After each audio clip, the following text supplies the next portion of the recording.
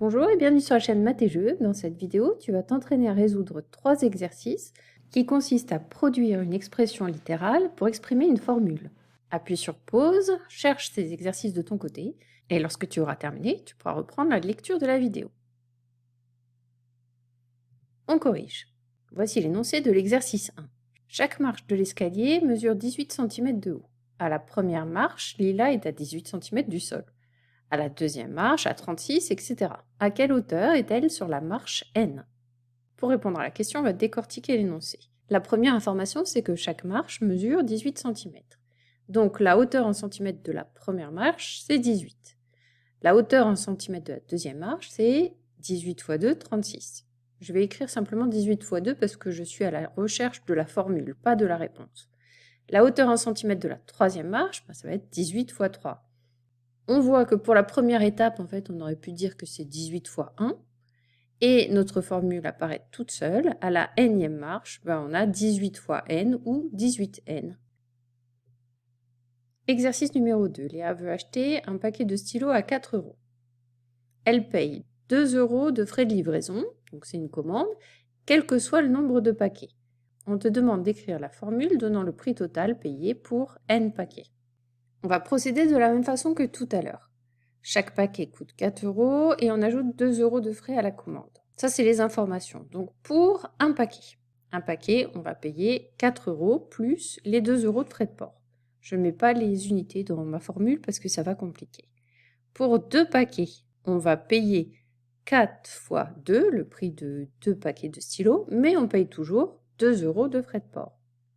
Pour 3 paquets, on va payer 4 fois 3, pour 3 paquets, plus les 2 € de frais de port. Si je reprends mon premier calcul, j'aurais pu l'écrire 4 fois 1 plus 2, tout ça c'est pour voir apparaître ma formule. Donc si je paye pour n paquets, on voit que ce qui varie, c'est le nombre de fois que je multiplie le prix d'un paquet. Donc 4 fois n plus 2. Donc ma formule, c'est 4n plus 2. Dernier exercice, attention un peu plus compliqué. Chaque semaine, Hugo reçoit 5 € de plus que la semaine précédente. S'il reçoit 10 € la première semaine, combien recevra-t-il à la semaine N? Donc la première semaine, Hugo reçoit 10 €. Donc on va écrire 10 pour la semaine numéro 1. Pour la semaine numéro 2, il reçoit 10 plus 5. Pour la semaine numéro 3, il va recevoir toujours ce 10 de la première semaine plus 5 fois 2. Pour la quatrième semaine, il va recevoir 10 plus 5 fois 3. Donc là, si on regarde en vert, là, pour la quatrième semaine, on multiplie le 5 par 3. Pour la troisième semaine, on multiplie le 5 par 2. Je vais réécrire pour la deuxième semaine. Je vais dire qu'on multiplie 5 par 1, ce qui ne change rien, mais ce qui me fait apparaître une formule. Et si je vais jusqu'au bout, pour la première semaine, je pourrais dire que c'est 10 plus 5 fois 0. Et maintenant, en regardant bien, pour la semaine numéro 1, je multiplie 5 par 0. Pour la semaine numéro 2, je multiplie 5 par 1.